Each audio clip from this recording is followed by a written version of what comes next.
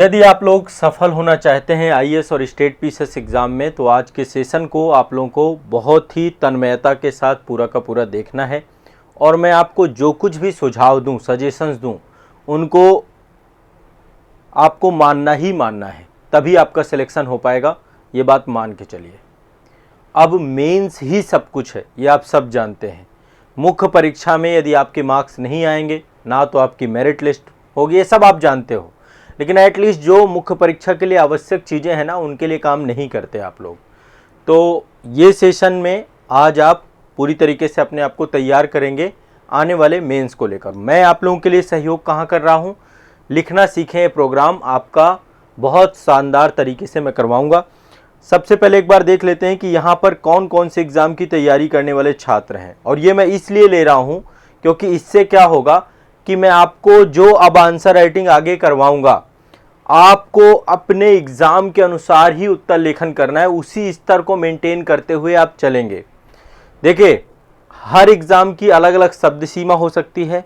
IAS की शब्द सीमा अलग है, यूपी पीसीएस की अलग है, बीपीएससी की अलग है, सीजीपीएससी की अलग है, आरएएस की अलग है, यूकेपीएससी की अलग है। सबका अलग अलग जो है अप्रोच है।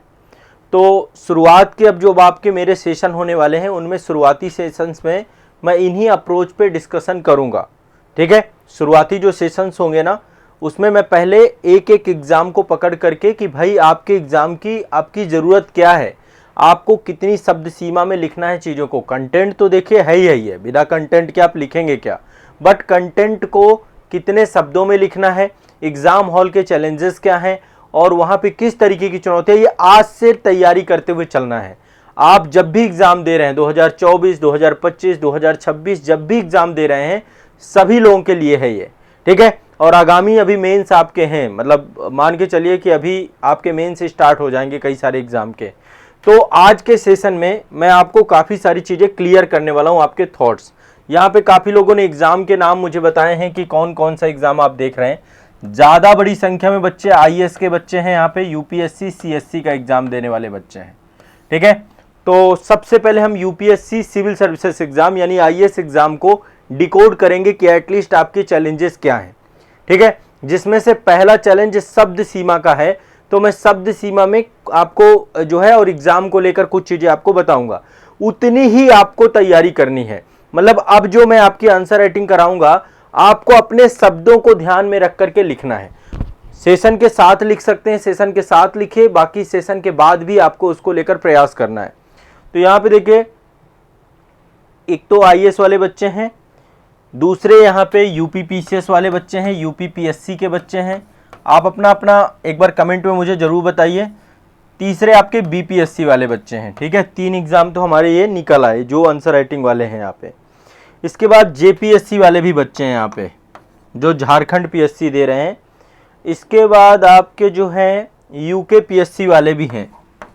यूके पीएससी देखिए, एटलीस्ट ये एक समन्वित प्रोग्राम है जिसमें सबको लेकर के जाएंगे। कुछ दोनों देंगे, आईएएस भी देंगे, यूपी पीएससी भी देंगे।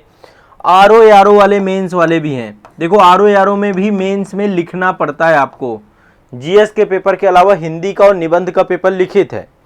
इसके अलावा आपके जो हैं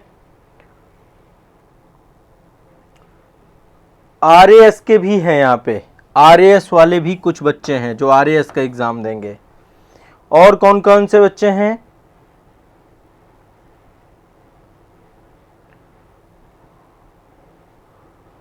हाँ, लगभग मेरे ख्याल से केवल इतने बच्चे हैं। कुछ एसएससी सीजीएल वाले बच्चे हैं। देखो, एसएससी सीजीएल को ध्यान में रखते हुए ये सेशन नहीं है, ये मुख्य परीक्षा का सेशन है। अच्छा, एक चीज़ आप लोग सभी लोग बताएं कमेंट में, क्या आप ये मानते हैं कि मुख्य परीक्षा ही सब कुछ है? आप लोगों को भी मानना जरूरी है ना भाई। शिक्षक आपको बार बार कहे, क्या आपको ये पता है कि मुख्य परीक्षा में जब आप अच्छे नंबर लाएंगे तभी आपका सिलेक्शन हो पाएगा? प्रारंभिक परीक्षा को लेकर आपके अंदर पागलपन तो होता है कि कैसे न कैसे करके पीटी निकल जाए, लेकिन जब मेंस से आप टकराते हैं ना, तभी आपका वास्तविक आपको पता चलता है कि दरअसल एग्ज़ाम का लेवल क्या है। पीटी में क्या है, गए 2 घंटे पेपर दिए, फिर सीसेट का पेपर है तो सीसेट दिए, फिर चले आए। मेंस में वास्तविक आपको पता चलता है कि आपकी क्षमता कितनी है, आपके अंदर पेशेंस कितना है, आपके अंदर पावर कितनी है, आपके अंदर कैपेसिटी कितनी है, आपके अंदर परिस्थितियों को समझने का और उनको सुलझाने का जो है आपके अंदर कितनी अच्छी एबिलिटी है। तो आपकी हर तरीके की योग्यताओं की जांच मुख्य परीक्षा में ही होती है। कैसे आपको एक टॉपिक, एक प्रश्न नहीं आते हुए भी अगले प्रश्न को आप अटेम्प्ट करते हुए उसे बढ़िया से लिखते हैं। तो मुख्य परीक्षा ही सर्वे सर्वा है। सभी लोग बताइए एक बार कमेंट सेक्शन में। तो क्या मुख्य परीक्षा को लेकर आप लोग गंभीर हैं इतने, है ना? एमपीपीएससी वाले भी बच्चे हैं यहाँ पे, एमपीपीएससी। मैं यहाँ पे एग्जाम के नाम लिख रहा हूँ और ये सारे एग्जामों को ध्यान में रख करके हमारा जो लिखना सीखे का कार्यक्रम है, इन सारे एग्जामों को लेकर के है। आप लोग मेरे साथ अब रेगुलर रहेंगे, कंटिन्यूअस रहेंगे। 9 बजे वाला ये सेशन जो आपका है ये रेगुलर रहेगा। 1 घंटे मुख्य परीक्षा के लिए मेरे साथ देना है। फिर मैं जो आपको टास्क दूं उस टास्क को आपको पूरा करना है घर पे, ठीक है? अब मैं टास्क भी दूंगा आपको। एक क्वेश्चन आपको यहां लिखना है एक शब्द सीमा के अंतर्गत, दूसरी शब्द सीमा आप घर पे लिखेंगे। एक क्वेश्चन आपको वहां पे लिखना है, ठीक है? वीर सिंह जी कह रहे हैं, हाँ श्रीमान जी, मुख्य परीक्षा बहुत प्रमुख है और हमें महत्व देते हुए इसकी तैयारी करनी चाहिए। तो आप सभी लोग सिर्फ बातों तक इसको सीमित मत रखिएगा।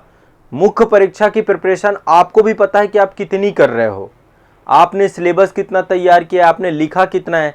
अच्छा, आप में से कितने लोग हैं, ईमानदारी पूर्वक कहिएगा, जो इस चीज के शिकार हैं, जो हमेशा ये कहते हैं कि आज नहीं कल से लिख लूंगा।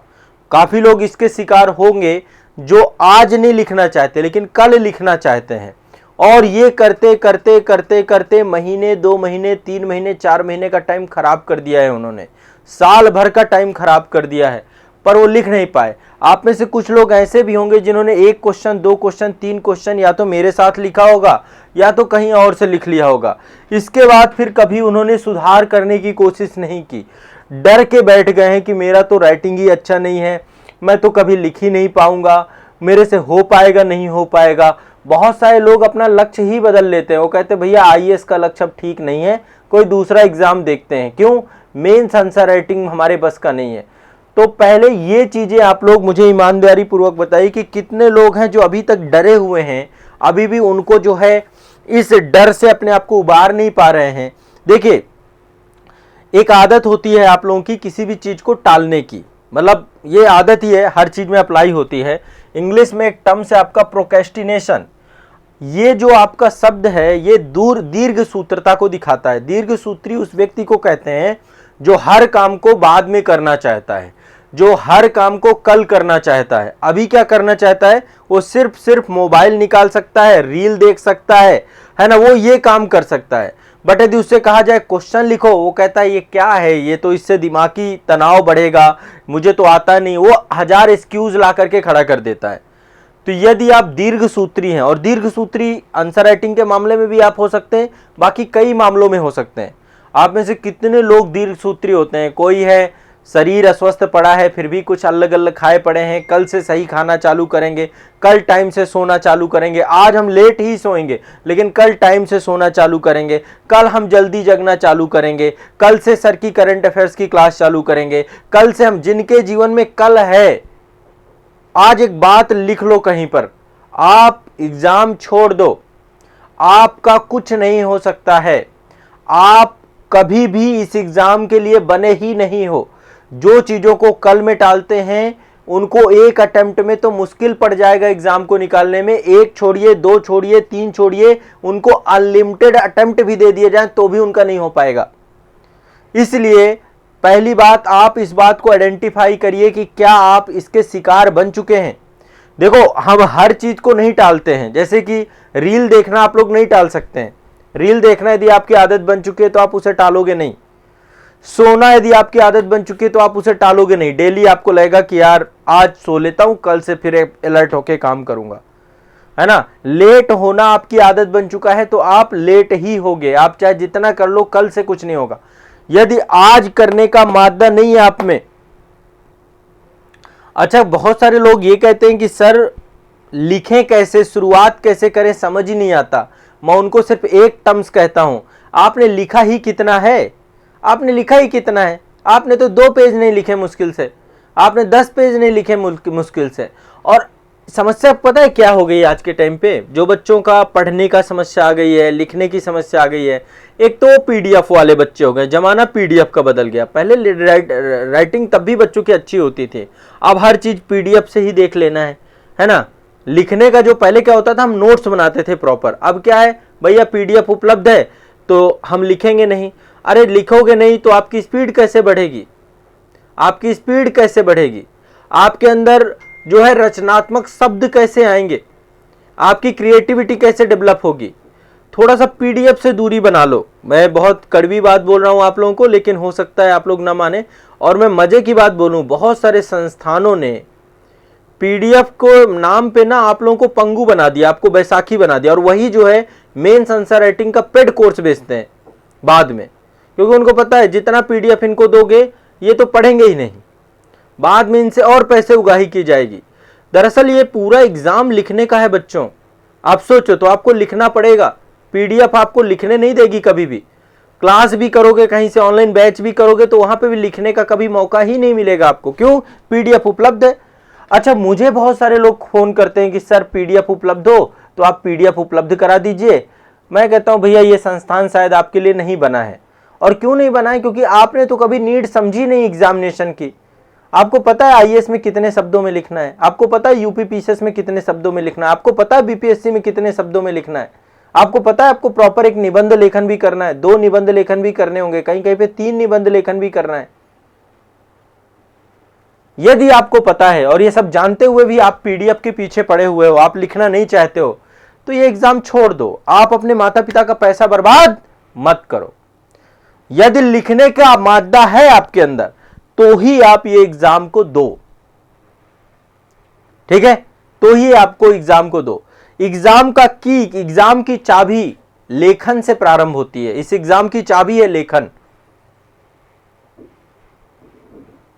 मेरी बात आप लोगों को बहुत सारी बुरी लग सकती है, लेकिन ये सत्यता है। आप खुद बताओ, आपके मोबाइल को कभी सर्च करके आपने देखा है?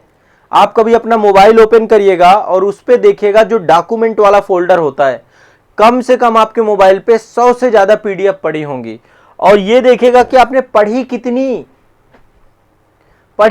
उसके चक्कर में आपने लिखा नहीं कभी, आपने कभी नोट्स नहीं बनाए। अब लिखना है एग्जाम पे। अच्छा, सब लोग बताओ, क्या मोबाइल पे 100 से ज्यादा पीडीएफ नहीं पढ़ी आप लोगों के? कितनी पीडीएफ आपको चाहिए? हजारों की संख्या में, लाखों की संख्या में पीडीएफ आपको मिल जाएंगे आज के टाइम पे। एनसीईआरटी साइट में जाओ, वहां पीडीएफ ही पीडीएफ है, सारी एनसीईआरटी पीडीएफ में मिल जाएंगी। पर क्यों बोलता हूं कि एनसीईआरटी पढ़ना है, रीडिंग करनी है? क्यों बोलता हूं कि एनसीईआरटी फिजिकल कॉपी ही पढ़नी है? ये कॉपी ही पढ़ो, पीडीएफ से नहीं हो पाएगा आपका। 4 दिन पढ़ोगे ज्यादा से ज्यादा पीडीएफ से, 5 दिन पढ़ोगे, 1 महीने पढ़ लोगे मान लो, पर 1 महीने में थोड़ा एग्जाम हो जाना है, यहाँ तो सालों साल की तैयारी है। तो जिसकी हमें फिजिकल नीड है वो हमें फिजिकल ही पढ़ना पड़ेगा। जो लिखना भी फिजिकल एक्टिविटी है आपकी, आपको लिखेंगे जब भौतिक तरीके से तब चीजें हो पाएंगी। इस बात पे इतना जोर क्यों दे रहा हूं?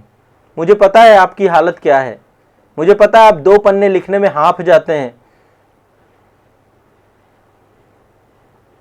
2 पन्ने लिखने में हाँफ जाते हैं, हाथ को समझ में नहीं आता किस दिशा में आगे बढ़े। क्यों हुआ यह संभव? प्रीति सिंह जी कह रहे हैं सर मेरे मोबाइल पे एक भी पीडीएफ नहीं है। जिनके मोबाइल पे पीडीएफ नहीं है निश्चित तौर पे वो इतने गंभीर हैं कि भाई आप हर चीज लिखती हैं, नोट्स बनाती हैं। जो हर चीज लिखकर खुद के नोट्स बनाता है वही सफल व्यक्ति है, उसी का सिलेक्शन होगा। तो आज पहली बात, इस सेशन में पहला संकल्प लो कि अब आप लिखोगे, किसी चीज को लिखने से बचोगे नहीं। अच्छा, लिखने का मतलब क्या होता है? क्या हूबहू किसी चीज को छाप लेना ही लिखना होता है या अपने शब्दों में लिखना सही रहता है? मैं हमेशा कहता हूं आप अपने शब्दों में लिखिए, किसी चीज को हूबहू मत छापिए, कोई रचनात्मकता नहीं आएगी। यदि अपने शब्दों में लिखेंगे आपके अंदर क्रिएटिविटी आएगी, आपके अंदर रचनात्मकता आएगी, आपके अंदर एक पॉजिटिव चेंज आएगा, है ना? क्योंकि आपके अंदर सोचने की तार्किक शक्ति का विकास होगा। मेरी बातें ठीक ही लगेंगी, मैं कोई भी बात ऐसा नहीं करता हूं कि जो वैसी हो। बहुत सारे लोगों का आंसर राइटिंग मैंने सही करवाया है। आज के टाइम पे हजारों की संख्या में बच्चे हैं जिन्होंने उत्तर लेखन इतना बेहतरीन किया और फिर मेंस में जाकर के उन्होंने अच्छे नंबर लेकर के आए, सिलेक्ट हुए आईएएस से लेकर के इतने सारे स्टेट पीसीएस में। तो मेरा सिर्फ आप लोग को एक ही कहना है कि इस प्रक्रिया से बचना नहीं है, इस प्रक्रिया का हिस्सा बनना है और इस प्रक्रिया को रेगुलर रखना है। लिखने का चैलेंज आपका है, पर डे 1 घंटे का चैलेंज रखिए अपने आंसर राइटिंग का, पर डे 1 आवर। अभी मैंने आपको 1 आवर का रीडिंग चैलेंज भी दिया है, एनसीईआरटी रीडिंग को लेकर के मैंने टारगेट भी दे दिया है। आजाद पब्लिकेशन के चैनल पे आपका जो है एनसीईआरटी रीडिंग टारगेट स्टार्ट हो गया है। पर मुझे पता है आप में से बहुत कम लोग करेंगे, ना तो आप पढ़ना चाहते ना तो आप लिखना चाहते। 2 चीजें हैं जिनसे आप सबसे ज्यादा भागते हो। क्या होगा फिर आपका, क्या होगा?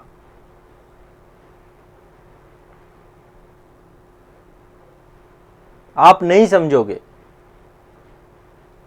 आप समझना ही नहीं चाहते मेरी बात, आप लिखोगे ही नहीं। फिर से बोल रहा हूं बार बार, इतनी बार बोल चुका कि लिखना जरूरी है, इसके बावजूद भी बोल रहा हूं कि आप नहीं लिखोगे। आप में से 90% नहीं लिखेंगे, 90% कल में टालेंगे।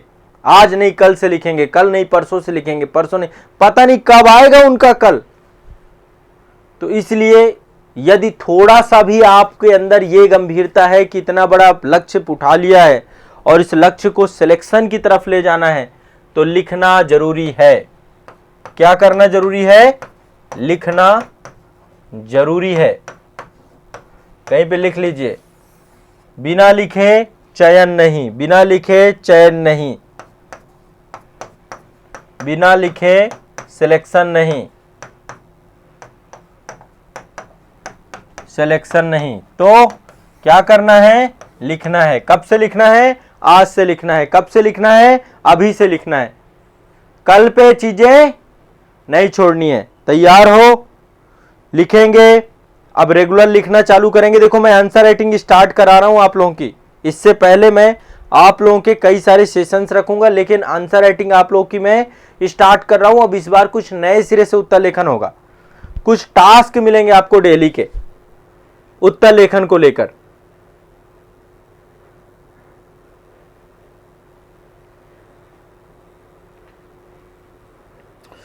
डेली सोने से पहले आपको लिखना है, डेली सोने से पहले 1 घंटे आपको पढ़ना है। जो टारगेट देके जाऊं उसे 1 घंटा पढ़ो, ठीक है। हर सप्ताह में मैं आपको एक टारगेट दूंगा पढ़ने को लेकर, लेकिन एक चैलेंज आपका लिखने का भी है। डेली 1 क्वेश्चन तो लिखना ही है।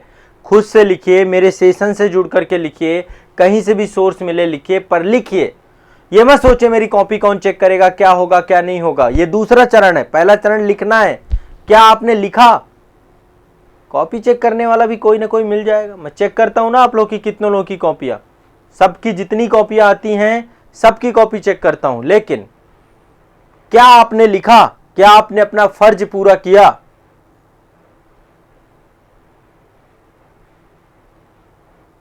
जवाब ढूंढिए।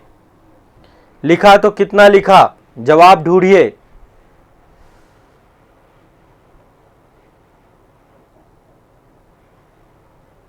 RGSSA कहे आजाद करे सर मेरे पास एनसीईआरटी की किताबें नहीं है, किंतु समान अध्ययन की सभी किताबें उपलब्ध है, मैं उन्हीं को पढ़ता हूं।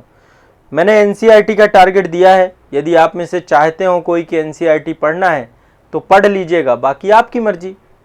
देखो मर्जी तो आपकी चलेगी ना, यहां से तो एक पर्सन आपको गाइड ही कर सकता है। मैं यदि आपको कह रहा हूं एनसीईआरटी किताबें नहीं है, खरीदिए।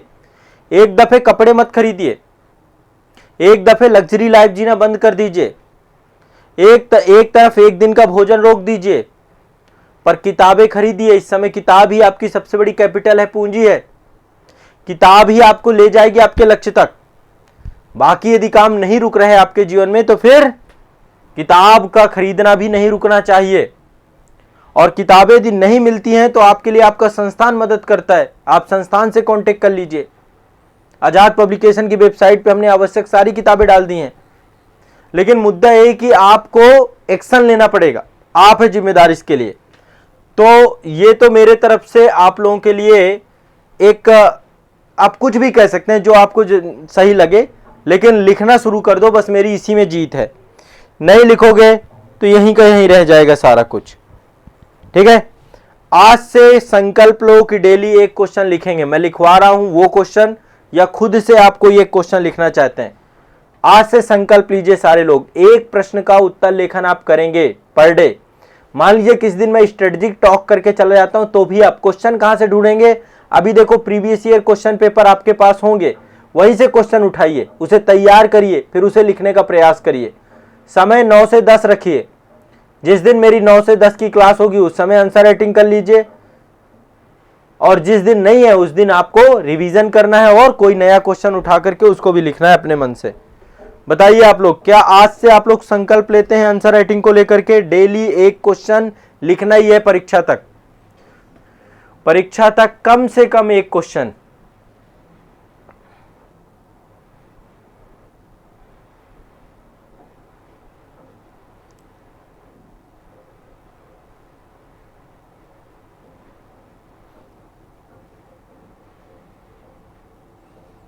बताइए,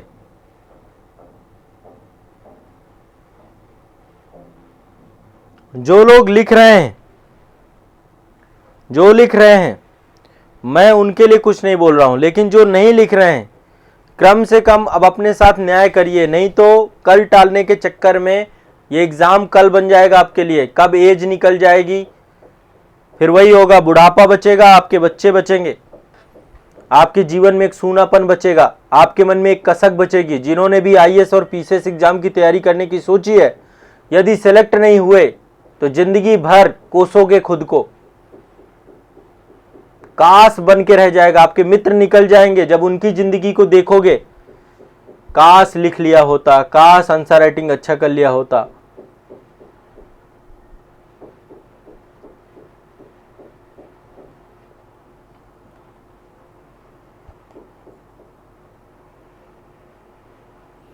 आंसर राइटिंग कैसे भेजेंगे, क्या करेंगे, ये तो मैं आपको बता दूंगा आने वाले सेशन पे। हमारा एक टेलीग्राम ग्रुप हमने बना रखा है। तो ये तो बात हुई, लिखना जरूरी है, मतलब बिना लिखे आपका कल्याण नहीं होने वाला, आप कुछ नहीं कर पाएंगे। ठीक है, अब चलिए लिखने को लेकर अभी क्या क्या इस समय आपके पास एग्जाम कौन कौन से हैं। यूपी पीसीएस मेंस 2023 कंप्लीट हो चुका है, ऑलरेडी डन हो चुका है।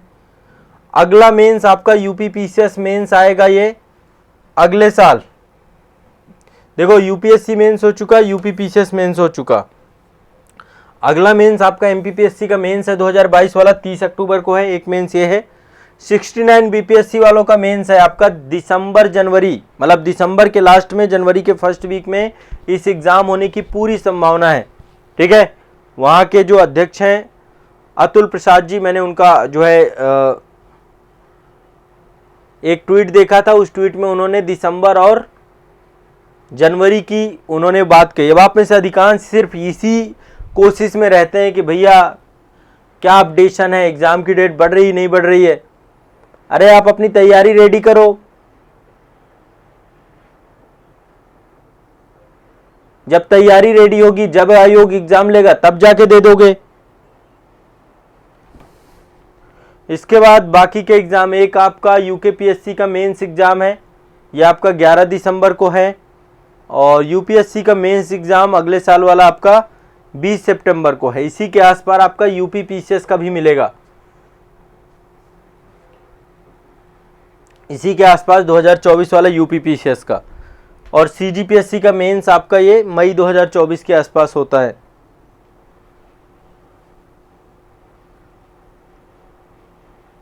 ठीक है, अब देखो चूंकि हम शुरुआत कर रहे हैं, बाकी जो है यूकेपीएससी आरएएस जैसी कोई ऑफिशियल नोटिफिकेशन आएगा यहाँ पे मैं अपडेट कर दूंगा। मैं सभी को ध्यान में रख करके आपका आंसर राइटिंग करवाऊंगा, सभी को ध्यान में रख करके। ठीक है, इसमें समान अध्ययन पूरा कवर होगा और निबंध कवर होगा, इस तरीके से टॉपिक लिए जाएंगे। अब मुद्दा यह है कि सबको लिखना कैसे। अब आगे जो क्वेश्चन मैं दूंगा उसमें एक क्वेश्चन तो आप मेरे साथ लिखोगे, ठीक है, बाकी एक क्वेश्चन आप घर पे लिखोगे उसी सेम क्वेश्चन को दोबारा। वो क्यों मैं बोल रहा हूं मैं बताऊंगा, क्योंकि शब्द सीमा अलग अलग है, तो आपको जो शब्द सीमा आपके यहां पे है उसी शब्द सीमा को आपको लिखना है। ठीक है, यदि आपके यहां पे 36 नंबर का क्वेश्चन है तो आप उसको 36 नंबरों के हिसाब से लिखे।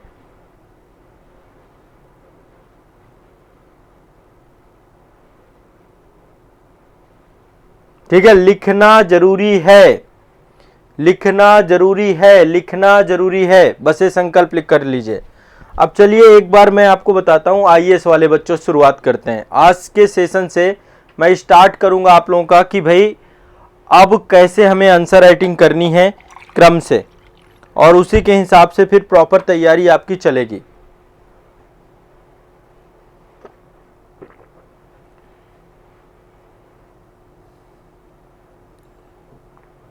एकता जी बिल्कुल, ये टाइम फिक्स रहेगा, इसी टाइम पे आंसर राइटिंग करेंगे। अब मैं आईएएस से शुरुआत कर रहा हूं और जो मैं बोलूं फिर आंसर राइटिंग मान लीजिए नेक्स्ट वीक तक हम स्टार्ट कर देंगे। अगले वीक से हमारा उत्तर लेखन स्टार्ट हो जाएगा प्रॉपर।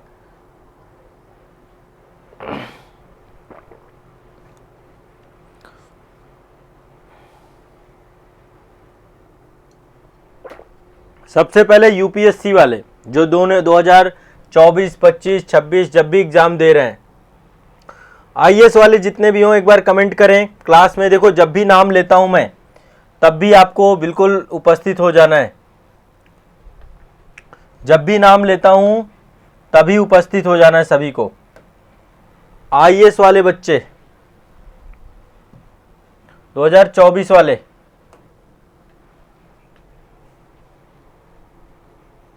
अब शुभारंभ करते हैं सभी लोग।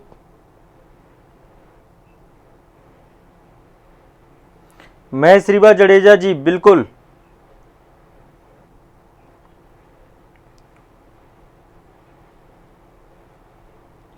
हाँ आईएएस वाले देखो एक एक करके मैं सभी बच्चों को लेकर के यहाँ पे काम करवाऊंगा, ठीक है।